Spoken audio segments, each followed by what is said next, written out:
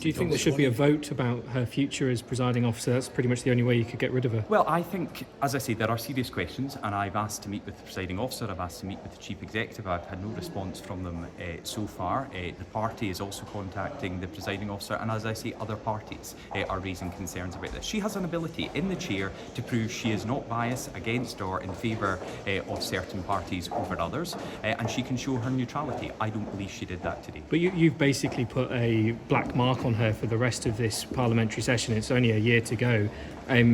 Arguably, she should leave now. That's essentially what you're telling her to do. Alison Johnson's actions in the chair that have led to serious concerns about her neutrality. Nothing that other members have done or have said is her actions. Now, she may reflect and think she took a knee-jerk reaction that was incorrect, and if that is her consideration, then I will meet with her and discuss that with her. Otherwise, we are going to see a scenario where we will have an even more sterile environment in the chamber. I already think it's far too sterile. You know, this is an area where debates should be encouraged, where there should be a bit of toing and throwing. But according to Alison Johnson, you are not allowed to make a single noise in that chamber or you will be ejected. And I think that's a very poor precedent. I can tell Parliament what was not reassuring to farmers was the Brexit that Mr Findlay supported that has damaged the economic opportunities. Let's hear one another.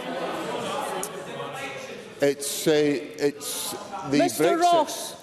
Mr. Ross, you have persistently refused to abide by our standing orders, and I would ask you to leave this chamber, and you are excluded for the rest of the day. First Minister. Presiding Officer, the issue of... Sorry, excuse me, First Minister. Mr. Ross, I have asked you to leave the chamber. Please do so.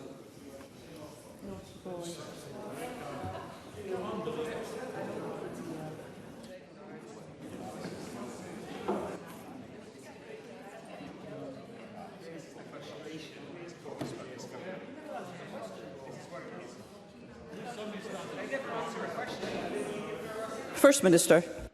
One of your colleagues said to me earlier, you've been asking to get thrown out of the chamber for months. No, I mean, that's ridiculous because actually, if you look at people who have been in leadership positions in the recent past, I think I am one of the best attenders in the chamber, asking questions, speaking in debates. I probably have one of the highest speaking records in this chamber. I enjoy debating, I enjoy asking questions of ministers, I don't enjoy not getting answers. But Alison Johnson has to reflect on what she wants this chamber to be like for the next year. And I think we have seen in recent weeks and months her having a more controlling effect on the chamber, which is not conducive to good politics. Are her green roots showing? You've got to look at Alison Johnson, formerly being a Green Party member, saying that she would leave her party allegiances at the door, but taking very different approaches to nationalist politicians who step out of line compared to unionist politicians who step out of line. Do you think it's that clear-cut, well, nationalist for unionists? Absolutely, because John Swinney said the Conservatives were a disgusting party, and she just looked blank and thinking that's perfectly acceptable, whereas 20 minutes earlier in that session, Russell Findlay had been told off for daring to call the Green Party names. That was a perfect example of serious concerns I had back then, and if I truly wanted to be kicked out, I would have been kicked out back then, because I was extremely frustrated by Alison Johnson's decisions on that particular day. But since then, she's done nothing to prove to me that she is going to be neutral, as we would expect from a presiding officer. Can she regain your confidence, yes. Or do you think is that forfeit now? No, she absolutely can. If she reflects on today's events and regrets her immediate knee-jerk reaction, then I will listen to her and I will consider that. I'll consider. You mean an apology from her? I'll consider, what I did as well. If the ruling is you cannot say a single word unless your microphone is on in front of you, then I'll have to adhere to that, like every other member will. But it will be very interesting to see if SNP ministers on the front bench will do the same, because they tend to be the worst at chirping when the microphone is not on them. And in fact, the worst one when I used to be on the front bench was John Swinney. And Alison Johnson heard him throughout the entire time and used to tell him off. So if we're looking at previous bad behaviour, then John Swinney must be on very thin ice. from senior members from other political parties. What exactly have they said to you? Well, they were just surprised by the actions of the presiding officer. We are a legislator here, we're not a library.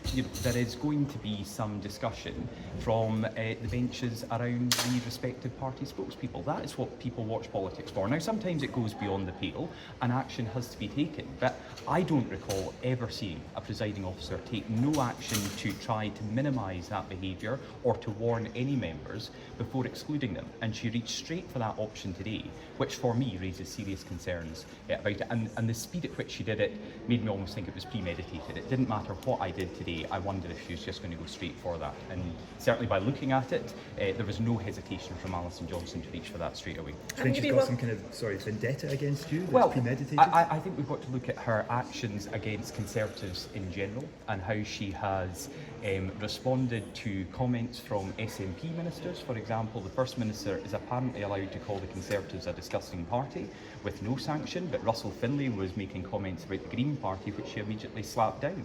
So it does raise questions about the consistency in her decision making and how she is treating members of different parties.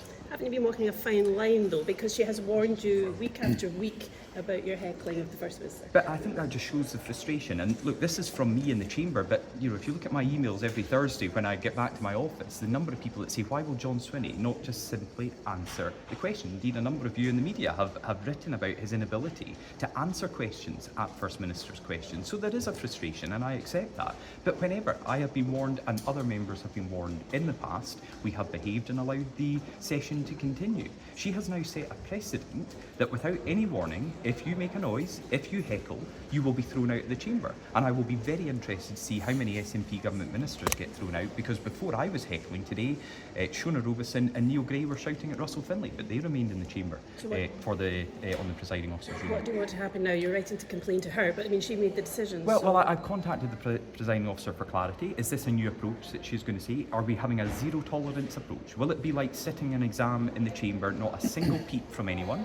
And if there is, they will immediately be excluded. And if that is her ruling, then members across the party, across the parties and across the chamber will have to react to that as they wish. But the one thing most people would expect is consistency, and I'm struggling to see that from us.